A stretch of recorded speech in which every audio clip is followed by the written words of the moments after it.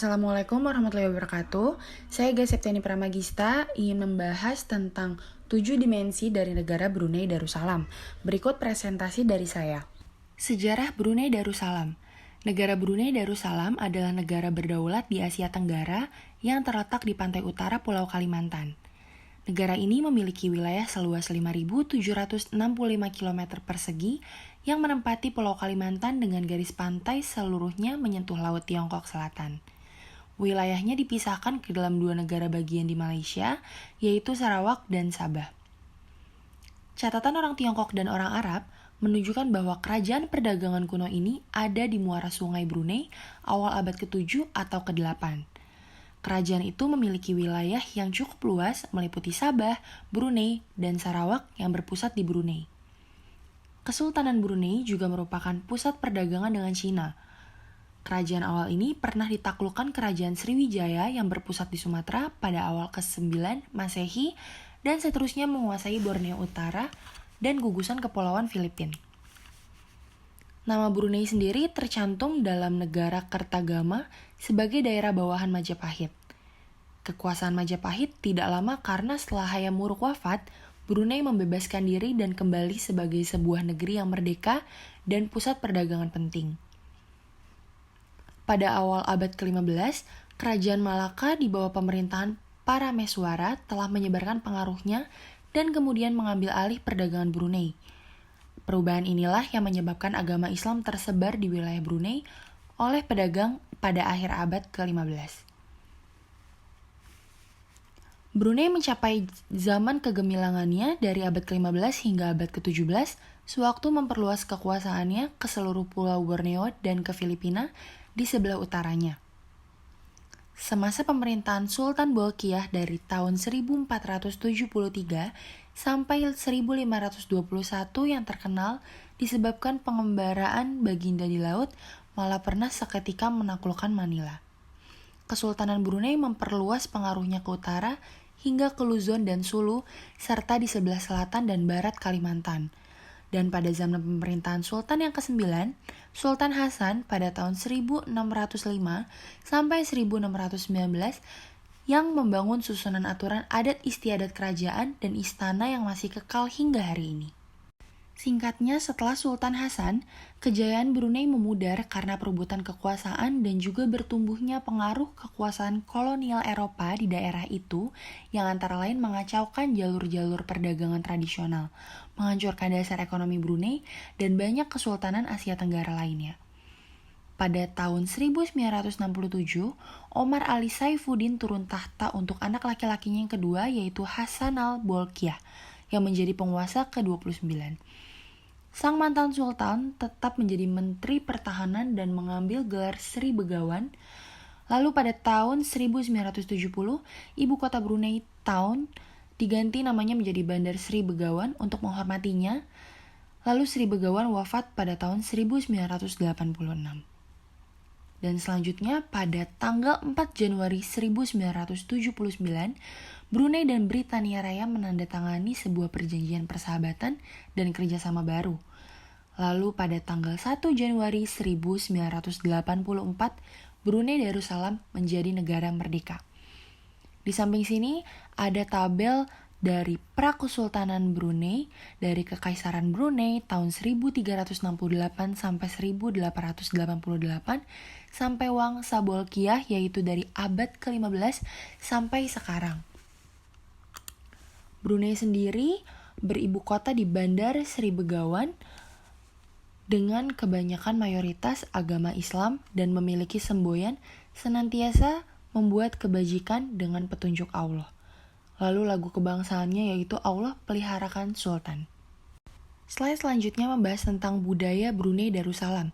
Yang pertama ada baju kurung. Baju kurung sendiri yaitu baju longgar yang terdiri dari blus panjang dan rok panjang. Bahan yang digunakan sendiri adalah katun, satin, atau sutra.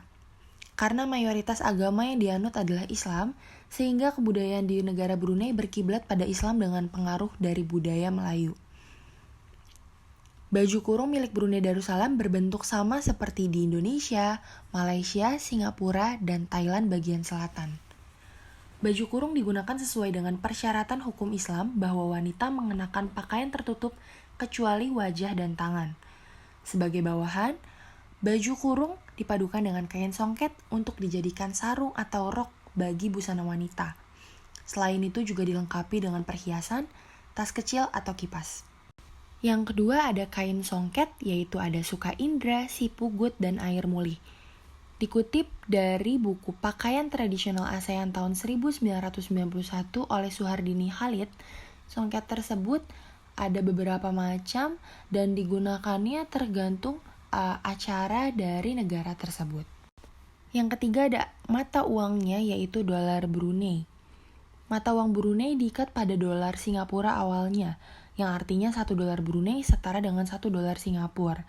Namun, lama-kelamaan, negara Brunei sendiri mengeluarkan uang kertas yang dikeluarkan oleh pemerintah Brunei. Nama lain untuk dolar Brunei sendiri adalah ringgit, sehingga orang Melayu Brunei tetap memanggilnya dengan ringgit Brunei yang setara dengan 100 sen. Yang keempat, hari Jumat adalah hari libur bagi warga Brunei.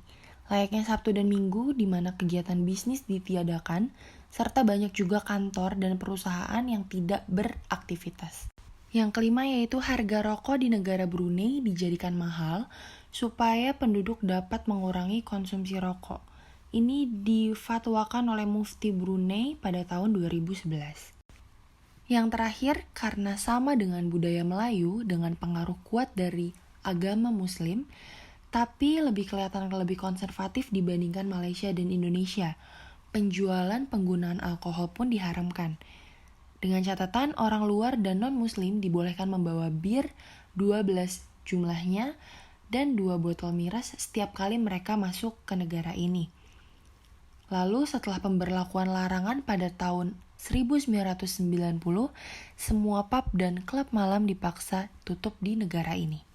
Slide selanjutnya membahas tentang politik. Kerajaan Brunei Darussalam adalah negara yang memiliki corak pemerintahan monarki absolut dengan sultan yang menjabat sebagai kepala negara dan kepala pemerintahan, merangkap sebagai Perdana Menteri dan Menteri Pertahanan dengan dibantu oleh Dewan Penasihat Kesultanan dan beberapa menteri. Yang kedua, Brunei tidak memiliki Dewan Legislatif.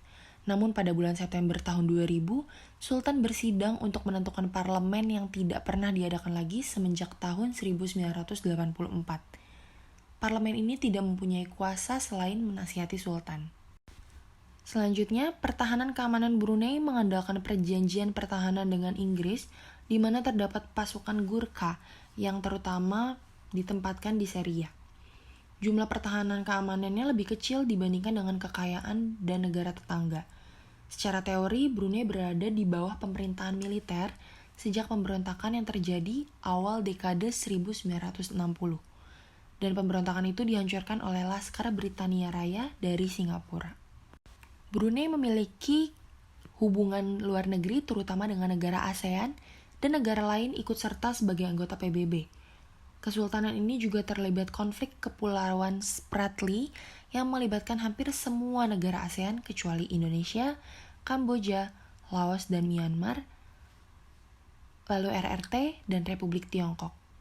Selain itu terlibat konflik perbatasan laut dengan Malaysia, terutama masalah daerah yang menghasilkan minyak dan gas bumi. Poin selanjutnya itu tentang hukum di negara Brunei Darussalam. Kesultanan Brunei Darussalam adalah negara Asia Timur pertama yang mengadopsi hukum syariah pada 2013 secara nasional. Hukum syariah ditetapkan bertahap pada Rabu 3 April 2019 dan diberlakukan ke tahap yang lebih ketat. Undang-undang ini akan menjadikan Brunei negara pertama di Asia Timur atau Asia Tenggara yang memiliki hukum pidana syariah di tingkat nasional, bergabung dengan sebagian besar negara-negara Timur Tengah konservatif seperti Arab Saudi. Hukum-hukumannya yaitu memperkenalkan hukuman keras seperti potong tangan, kaki karena mencuri, dan hukuman penjara karena berpakaian beda gender. Pemerkosaan dan perampokan juga dapat dihukum mati berdasarkan hukum ini dan banyak pasal baru untuk pelanggaran lainnya seperti hukuman mati karena menghina Nabi Muhammad dan juga berlaku untuk non-muslim maupun muslim. Ekonomi Brunei berada pada urutan ke-149 berdasarkan produk domestik bruto. Berdasarkan produk domestik bruto per kapita, Brunei berhasil menduduki peringkat ke-8. Sebagian besar pendapatan negara ini berasal dari industri, terutama industri minyak bumi dan pengolahannya. Mitra ekspor utamanya adalah Jepang, Indonesia, Australia, Afrika Selatan, dan Amerika Serikat. Brunei tergabung dalam beberapa organisasi ekonomi internasional seperti Kerjasama Ekonomi Asia Pasifik, PBB Asia Tenggara, dan Organisasi Perdagangan Dunia. Minyak bumi dan gas serta perdagangan ekonomi Brunei Darussalam dilaksanakan menggunakan satuan mata uang dolar Brunei Darussalam senilai dengan dolar Singapura. Sumber ekonomi di bidang hasil alam yang berbentuk dataran rendah dan bukit, minyak bumi dan gas yang berlimpah, serta perkebunan kelapa, karet, dan kelapa sawit. Sumber ekonomi di bidang pariwisata berupa wisata budaya masyarakat Pasar Terapung dan Istana Kesultanan Brunei. Di bidang industri sendiri, sumber ekonomi berasal industri minyak dan gas, serta penambangan di daratan dan lepas pantai. Ekonomi Brunei Darussalam sendiri sebagian besar dibangun oleh tenaga kerja di bidang jasa sebesar 77,2% dan sebagian kecil di sektor industri sebesar 21,4%, lalu sisanya perkebunan sebesar 1,4%. Ekonomi Brunei Darussalam sendiri dikembangkan oleh masyarakat lokal melalui pembangunan sosial dan pembangunan ekonomi yang didukung pemerintah. Secara astronomis, Brunei Darussalam berada di antara 4 derajat lintang utara sampai 5 derajat lintang utara, lalu 114 derajat bujur timur sampai dengan 115 derajat bujur timur. Brunei Darussalam sendiri terdiri dari 2 wilayah terpisah dikelilingi oleh Sarawak yang dimiliki oleh Malaysia. Hanya sebelah utaranya adalah Laut Cina Selatan, sedangkan di sebelah selatan, barat, dan timur yang berbatasan dengan Sarawak Malaysia. Dipimpin oleh Sultan Hasan al-Bolkiah dengan bentuk pemerintahan kesultanan, berluaskan wilayah 5.765 km persegi, 2/3 dari jumlah penduduk Brunei adalah orang Melayu. Kelompok etnik minoritas yang paling penting dan menguasai ekonomi negara ialah orang Tionghoa, yang menyusun kurang lebih 10% jumlah penduduknya. Bahasa yang paling penting digunakan yaitu bahasa Melayu yang merupakan bahasa resmi, lalu bahasa Tionghoa dan bahasa Inggris. Untuk agama sendiri, Islam menempati 78,8%, lalu disusul dengan agama Kristen 7,8%, Buddha 7,8%, lalu agama lainnya sesuai dengan komunitas-komunitas yang teramat kecil di persentase 4,7%. Slide terakhir yaitu membahas tentang manajemen dari negara Brunei Darussalam. Negara ini menggunakan konsep e-government guna menjangkau masyarakatnya sebagai bagian dari upaya pelayanan publik di Brunei Darussalam. Konsep ini dimasukkan ke dalam program jangka panjang negara Brunei Darussalam yang disebut Wawasan Brunei 2035 yang dicanangkan oleh Sultan Hasan al-Bolkiah. Brunei Darussalam sendiri memiliki imunitas yang tinggi terhadap serangan asimetris. Oleh karenanya, program ini pemerintah Brunei Darussalam sendiri di dalamnya mencakup program dari One ID for Citizens, One ID for Business, Service that supports One ID, akan mampu memetakan semua transaksi keuangan serta perpindahan orang dan barang di Brunei Darussalam. Segala aktivitas di Brunei Darussalam akan terawasi secara elektronik sehingga hampir tidak ada celah potensi ancaman yang tidak terlacak atau terdeteksi oleh Brunei Darussalam dari sudut pandang peperangan asimetris. Hal tersebut juga berarti bahwa pemerintah Brunei Darussalam dalam hal pertahanan nir-militer meletakkan ranah cyber sebagai ujung tombak pertahanan militernya. Sekian presentasi dan penjelasan saya mengenai 7 sisi dari negara Brunei Darussalam. Kurang lebihnya mohon maaf. Wassalamualaikum warahmatullahi wabarakatuh.